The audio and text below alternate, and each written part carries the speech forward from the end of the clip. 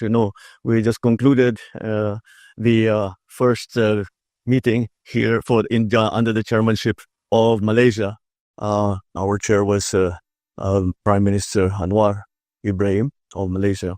And I think from the news releases or some of the material that has been produced for this meeting, the two main topics really were Myanmar and unilateral tariff schedules being imposed on the different countries, ASEAN member states. In terms of Myanmar, I think we have it's something that a couple of us actually, member states in ASEAN have been going to the to ASEAN and saying what we tried to do was with the 5 points of consensus that was agreed with between ASEAN and Myanmar. Not only has that improved the situation, has it not improved the situation? If we are to be very pragmatic or clear-eyed is the term that I use about it, it's clear that in fact the situation has gotten worse, and therefore it is very important. It is critical to realize that, to recognize that, and to try something different. And so we, Malaysia, before this meeting, had already started trying to make contact with the different stakeholders in Myanmar to try and get a feel of what needs to be done and how they can bring, at the very first, is a ceasefire and a humanitarian, to allow humanitarian aid to come in. And certainly the other countries that are deeply affected, such as Thailand and Indonesia and Malaysia, the identification and return of the refugees who ran to their countries when the war started. So what the Philippines proposed, because in any analysis, this problem is not going to be solved in a year's time. And so I proposed to PM Anwar, which he agreed with, is that let us come to an agreement that since I am the chair for next year, that we should you should not limit yourself to making commitments or entering into agreements that may last beyond your chairmanship. Because so long as you and I agree, you, PM Anwar, and me, we agree on the principle of what you're committing to for ASEAN and for with Myanmar, and even if it continues beyond your chairmanship, we will pick it up when we become chairman, and we will build on that. So that's simply a new concept, because every time we have talked about Myanmar, we start again every single time. I've seen it in the past ASEAN conferences. So I think that there's new thinking now when it comes to Myanmar, and with the upcoming elections in Myanmar, there may be a hope of stability. It's a ceasefire first that we want, because the humanitarian cost is has become very, very large, and we cannot see the stakeholders in Myanmar managing to find any kind of common ground. And I'm not talking about government and the opposition. Even within the opposition, they're still squabbling, they're factionalized. So it's become quite involved and very complicated. Malaysia has appointed a special envoy to work on this, and we actually have been in consultation with Malaysia since early this year concerning this. I sent a special representative upon the request of Prime Minister Anwar. So that's the new approach that we are going to bring to the problems in Myanmar. As to the second subject, which is the unilateral tariff regime that is being posed on many member countries. Well, first of all, we're trying to compare each other's situation. Kasi yung ibang ASEAN members, ang laki-laki ng tariff nila. All the way ranging from 40 hanggang sa 10%. Sa Singapore, pinakabababa. Tayo nga mabuti-buti. We're second from the bottom with 17%. Pero tinitingnan kasi, ang sinasabi ko nga sa kanila, okay, kung negosyante ka, pwede sasabihin, advantage sa atin ito. Dahil kaunti lang yung tariff sa atin, mag-export tayo, di ba? Imbis na sila mag-export, dalhin nila rito yung pabrika, whatever it is, and then dito so 17% lang ang tariff. Pero kung isipin mo, kung you keep thinking about this, who do we do business with? ASEAN. Kung bagsak sila, who do we do business with? Kung bumibili sila ng 100 tons of, I don't know, coconut every year, every month, whatever the number is. Tapos humina ang kanilang ekonomiya, they can only buy 20. What will we do with the remainder? Hahanap na naman tayo ng markets. But if everybody is down, then everybody's markets will shrink. So this is a real problem. I also had a actually good conversation with the Premier of China. And I asked him, Premier, what do you think? He says, well, we do not want any of this. They don't want this war. And I said, we're very worried because China is the biggest economic driver in the region. And of course, we watch very closely what is happening to the economy in China because it affects all of us. Because once again, we trade with China. We have many investments in China and we have many Chinese investments in the Philippines. So talagang kung makita mo, walang kung matuloy itong regime na unilaterally imposed, talagang babagsak. It has a global effect, and it is not going to be a good one. There will be, I believe, a shrinkage in economic activity. I hope not. I hope I'm wrong. But so ang aming laging pinag-usapan, what will happen after the 90 days pause is over, and that's what we will. And basically, we're just guessing. We don't know. We don't know what will happen between now and July when the 90 days runs out. We don't know how it will be different from each one country to the other. The reason I asked the Premier of China is because you're the center of attention. So I wanted to see what your insights were. But we are in agreement, and I in the side discussions, it was not in open session, but in the side discussions, I was telling the other leaders, I said, what we have to recognize is that kahit ano pang mangyari, kahit ibalik, bura lahat, rewind lahat, back to what it was in January. Tomorrow, nangyari tomorrow, we're back to square one. Tungkol sa tariff, meron ng permanent effect na hindi na mawawala. May effect nung pag-impose ng tariff schedule na hindi na mawawala. Nandyan na. Just the risk assessment for any businesses and any investment is changed now. Because this can happen. Pwede palang mangyari ito. So yung risk assessment magbabago. So I was telling all the others, what we have to do is to identify what those changes are going to be. Is it damaging, or is it to our advantage, or is it something that we can maximize?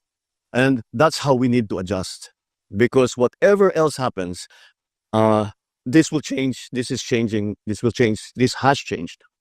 First of all, the structure of world trade is completely different now from what it was before. The conclusion also that we arrived at is that we have to depend more on each other, on ASEAN. ASEAN, malakas naman ang loob namin sa ASEAN member countries. The economies are vibrant, masigla ang kanilang mga ekonomiya, masigla ang ating ekonomiya. Kaya maaari naman natin gawin, sabihin natin, kung nahihirapan yung iba, tayo na lang muna mag-usap-usap. If we cannot sell to these markets anymore, then let's sell to each other's markets. But it seems that the best, most solid way forward is to be a reliable partner for each other in ASEAN. And it's impossible for anyone to disagree because that is the obvious answer. So that's more or less what we did on those two subjects. The other feature that we didn't have in previous ASEAN meetings was the GCC, which I think is a very, very good idea. Plus the GCC-China trilateral meeting. If you put these groups together, just start with the GCC and ASEAN, you put that together, that is a very important economic bloc. And if we come to a good arrangement, then that will be a rival to any kind of economic bloc anywhere in the world. And that is well recognized. Of course, as they say, the devil's in the details, so that has to be worked out. Each country has a different approach. Each country has a different context and different situation that they have to work within. So that's something, but conceptually anyway, in terms of principle, we all agreed on that. And the same thing applies with the trilateral with GCC and China and ASEAN. talagang pag pinagsama mo lahat yan, this is a very large part of the world population and certainly a very large part of the world's wealth and economic activity and growing economic activity, energetic economic activity. So that I think was a very good initiative by PM Anwar, and I think I'm even if we do not kahit na hindi tayo makabuo ng agreement ASEAN-GCC, this is a big opportunity for member countries of GCC, member countries of ASEAN to interact and to find ways to find some things to do. The same thing with China. So I think it is also in response again to the instabilities that we all are worried about on the global economy. You're trying to strengthen different groups instead of talking only about the EU, only talking about the United States or North America. We now have to think about other places that will develop their own markets that we can invest in, that can invest in us, that we can trade with, and that's pretty much that's pretty much a quick thumbnail sketch of all the things that we spoke about. Of course, there were all the bilaterals, which, as you know, are usually very productive, and we had a few of them. I just came out of one with the Crown Prince of Kuwait. So again, those bilateral contacts are very, very important, and we of course continue to encourage that. We spoke with both Thailand and Cambodia about opening up access to their markets for certain Philippine products. And we spoke now with Kuwait about the interaction between the Philippines and Kuwait and how they would like to, how grateful they are for the contribution that our OFWs have done to the development of their country. And they have been very kind to us. And so, although this is more or less what happened in the past couple of days. Hi sir, good evening. Sir, kanina nabanggit po ni Minda Secretary Tereso yung about po sa 300 million from the ADB. 400 million, sorry. Sir, gaano kalaking bagay po ito sa development po ng Mindanao? Oh, malaki. Malaki. At ang ADB, this was part of the BIMP-YAGA discussion. At the ADB made commitments, as it has always done, because ADB is really our counselor when it comes to the BIMP-YAGA projects. $400 million, as if you put together with the downstream effects of that. And the reason that the ADB, because we can see that there will be very, very advantageous downstream effects to that, is a big deal. Especially Mindanao actually is I think if we are going to shepherd it and to help it be as successful and do everything we can to make BARM successful. We always talk about land of promise that we never were able to see the promise of. I think there's a chance now that we will, because there's no more fight. There's no more fighting. Well, there's some criminality, but it's not the full-scale, large-scale fighting like we had during the secessionist war. So, malaki ang ano ko sa malaki ang kumpiyansa ko sa pagbulusok ng Mindanao. And ADB has always been there, but also OIC, the Organization of Islamic Countries, Malaysia has always been very, very. Japan has always been very present. ADB has always been very present. So even the EU has been always been part of the peace process, and now the investment into BARM. So I hold great hope for the future of BARM, for the future of Mindanao. So one more lang po. So during your intervention sa plenary session po, nabanggit niyo po yung pag-push sa Code of Conduct sa South China Sea. Push ng Code of Conduct po sa South China Sea. I always push the Code of Conduct. Always. It's critical to everything that's happening. You know, if you have a Code of Conduct, essentially, freeze frame muna. Okay, hanggang dyan na lang tayo. Wag na nating palalain. Tapos yan, kung usap tayo with request, that will contain mechanisms also of adjudication or trying to de-escalation processes. Kasama lahat yan. So I think that I think it's well recognized. It's not just the Philippines who feels that way. Everyone in ASEAN feels that way. Everyone in Asia feels that way. Sir, just want to ask more details about your conversation with the Chinese premier. Did you talk about the situation in the West Philippine Sea? No. I only spoke to him. He was sat. It wasn't in a meeting. He was sitting next to me at lunch. I was sitting next to the Chinese premier and the foreign minister of UAE. Or at least, did you get any commitment po from the Chinese side on your call to? Wala. Tinanong ko lang sa kanya. Sabi, I just want. What is the Chinese perspective of this new unilateral tariff schedule? And he says, well, Mr. Trump has his own, seems to have his own idea, but we certainly do not want this to continue. It's not good for everyone. We don't want this. So we were just walking along. Hindi kami nakaupo na nag-usap ng ganun. But I was very, very curious to get a little bit beyond the party line because we've heard what China says on TV, dun sa mga nila. But to be able to get the chance to talk to the premier, I thought I was hoping to get in. Yun ganun din. I think, yes, you can see that it's sincere on their part that they do not want this. They do not want this to carry on. They want everything to be normalized. DILG Secretary John B. Cremulya yesterday said that nakapili na kayo ng bagong chief PNP. Is it true? Kung totoo, Mr. President, sino po siya? Actually, it's oh my God, it's the answer is more complicated than that, as ever. I would rather not use this forum to announce that. I think I should talk to them first, because the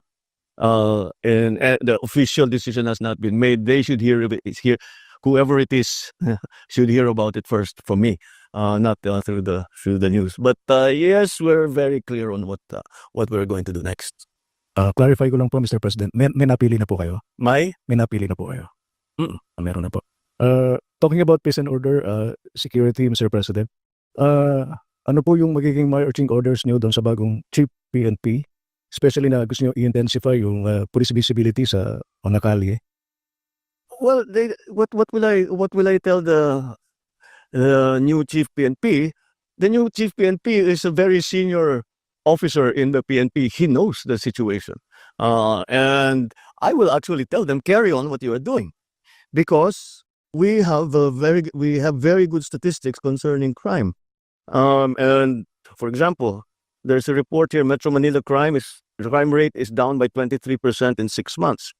If we are going to look here at the crime result at the national level,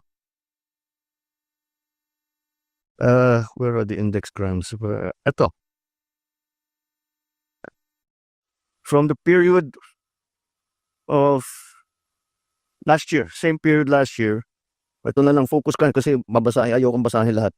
So 15,156 last year in the period of January 1 to May 16. And the period from January 1 to May 16 of 2025, it went down from 15,156 to 11,493. That minus lahat, when you make that comparison of January 1st to May 16 of last year to this year, everything, murder, homicide, physical injury, robbery, theft, rape, carnapping, all went down. So they must be doing something right. Now, what we have been talking about is making policemen more visible. This is to make people feel safer. I perfectly understand that. That basta, kahit paano, may police dyan. May umiikot dito na police. Konting sigaw lang, tatakbo na yan. That's important. It's important to people. So, despite the fact that maraming maganda namang result na statistic, na maganda naman ang nagiging trabaho ng kapulisan natin in terms of law enforcement, kailangan din, hindi sapat na marami tayong nababawasan natin yung krimen. Kailangan nakikita yung pulis para feeling safe naman yung mga tao. That's why this new program of Cops on the Beat has been initiated. Mr. President, one last thing na lang on my part. Doon sa podcast ninyo, narinig ko doon sa pagkakasabi nyo, yung 5-minute immediate police response. Will you please expound on that, Mr. President? Well, first of all, we have been working we've been working since last year on this. It's not so easy, but it's good to centralize the emergency calling. And right now, actually, the response time, meron ba tayong response time dito?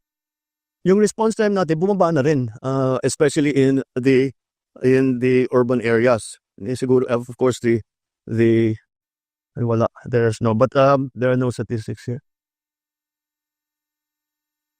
No.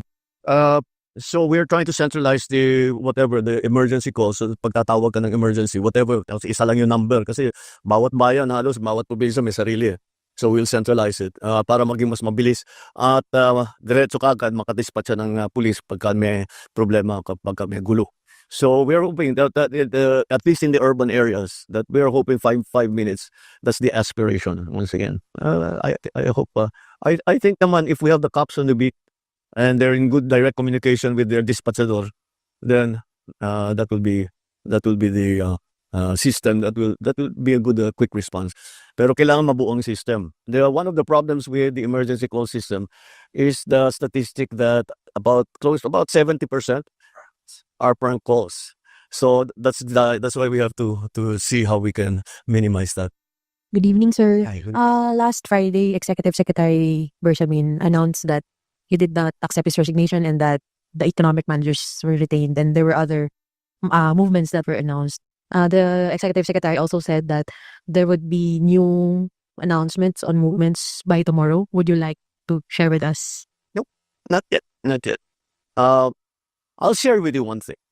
That as we were doing the performance review, and when we see shortfalls in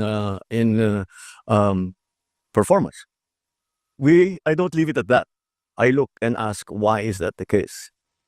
And that is why we asked all the heads of agencies to also submit their courtesy resignations, because we have to look at deeper, not just look at the secretary. The secretaries, I think, all of them. Some have to be moved around. Some have chosen to leave or no longer think they can contribute. But in any case, we are looking at the problem deeply. Siguro by now, I don't do things pang optics. If there is a problem, I like to fix it. So that's what we are doing. So expect us to be doing a rigorous performance review, not only at the cabinet level, but even deeper. Related lang po dun sa sagot, sir, kung pwede lang po. Okay, sige. Alright. Sir, you already mentioned that you don't do things for optics. That was the criticism of some of your detractors who are allied with the former President Duterte.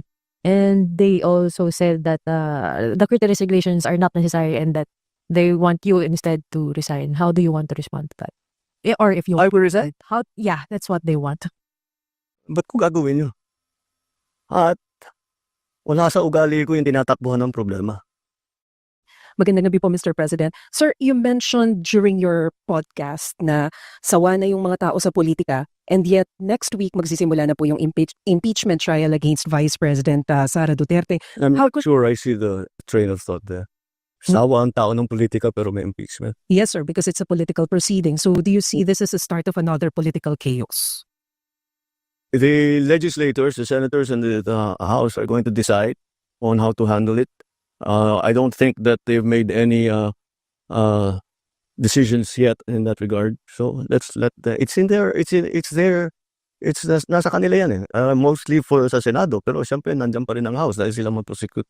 So they will have to decide between the two houses how they were going to conduct this. You remind, I was part of the Corona impeachment. We were making rules as we went along, and I think that's what will happen here too. So we'll see what happens. Sir, I understand malinaw naman po yung pahayag nyo that you have nothing to do with the impeachment trial. But do you wish na sana hindi na lang ito mangyari so as hindi na lang How many times do we have to say that? I didn't want impeachment. Lahat ng kakampi ko sa Kongreso hindi nag-file ng impeachment complaint. Yung mga nag-file ng impeachment complaint, hindi mo masasabing kaya kong utusan o pagsabihan na ito yung gagawin mo. So, why do I have to keep explaining that I did not want impeachment? Mr. President, again, this is in reference to your interview in the podcast where you said that you're open to reconciling with the Dutertes. And after you said that, certain conditions were floated. For example, Bongo said, No. That's not how reconciliation works. You don't put conditions to reconcile. If you're sincere, you want to reconcile, let's sit in front of you. Ano ba talaga problema? Paano nangyari ito? Tanggalin natin ang problema. Pero sasabihin mo, hindi ako makikipag-usap hanggang ibigay mo sa akin ito. Wala pupuntahan na. Yeah, and that condition Tapos na, that's not reconciliation. That's not even a negotiation. That's demanding. Those are setting conditions. That, so, ano sasagutin ng kabila? Itong gagawin mo, sasagutin mo, hindi, gagawin ko yan kung gawin mo naman ito. Wala nang pupuntahan yun. Tapos na ang usapan. So, how far are you willing to go, Mr. President, to pursue this reconciliation? Put it this way. I don't know what will come up. What's needed? Kaya ko bang gawin? Hindi ko kayang gawin. Hindi naman ganun. You cannot prejudge at I'm going to talk to them only this much. Hindi. Kailangan sinasabi ko nga bukas ka eh. Kahit anong sabihin mo, pakikinggan ko. Kung talagang tapat ako na nais ko mag-reconcile, edi isipin ko lang, lahat ng hiningi mo, lahat ng hinanakit mo, kung kaya ko ayusin, di ayusin ko para tapos na to. Ayoko nga ng kaaway. Good evening po, Mr. President. Any update po doon sa effort po ng pamahalaan na may abot po sa lahat ng mga Pilipino yung 20 pesos kada kilong bigas at kamusta ho yung pagtanggap dito ng mga Pilipino, ng mga mamamayan po? Well, so hindi naman nakakagulat na siyempre tuwan-tuwa yung mga qualified na tumanggap kaya tinutuloy natin yan. Yung mga nagsasabi, hindi, ano lang yan, medyo, ano lang yan, pampapogi lang yan, pang cosmetic lang yan. Well, they're fair to have that opinion, but kung it's unsustainable, it's really the what people are saying. Watch me sustain it. And then we'll talk in May of 2028. Natuloy ba o hindi? We found a way to do it. We could not do it before. Hindi kaya kasi hindi pa kaya ng sistema. Iba pa yung presyo ng bigas noon. Hindi pa tayo kaya yung mga bilateral na ginagawa namin, we're making deals with different countries para yung presyo mapako na hindi pa bago-bago. Kahit anong mangyari down the road, nagawa na ngayon natin. Wala tayong ganun noon eh. Ngayon meron na. Kaya na natin gawin yung 20 pesos. And other things that DA is able to sell rice, the prices come down. But at the same time, on the other side, tinitiyak natin na ang pagbili, ang presyo na pagbili sa farmers, magandang presyo naman. Para naman yung farmers natin, magandang kanilang hanap buhay. And the difference there, that's what the government is paying for. Sir, according to the latest Pulse Asia survey, your trust rating is significantly lower than that of Vice President Sara Duterte and former President Duterte. And the previous surveys also showed a pattern of decline in your ratings. Can we get a Wait, what survey? Pulse Asia, sir. Pulse? Yes. Can we get your comment on that? Madaming pang survey, just not base it on one. Sir, follow-up lot. How do you plan to arrest yung decline in your surveys? Well, again, let's look at other surveys before we act. Know your source. That's always a imperfect information makes you make imperfect decisions. The more perfect your information, the more perfect your decision will be. That is one source of information, and you have to understand where it's actually coming from. All right?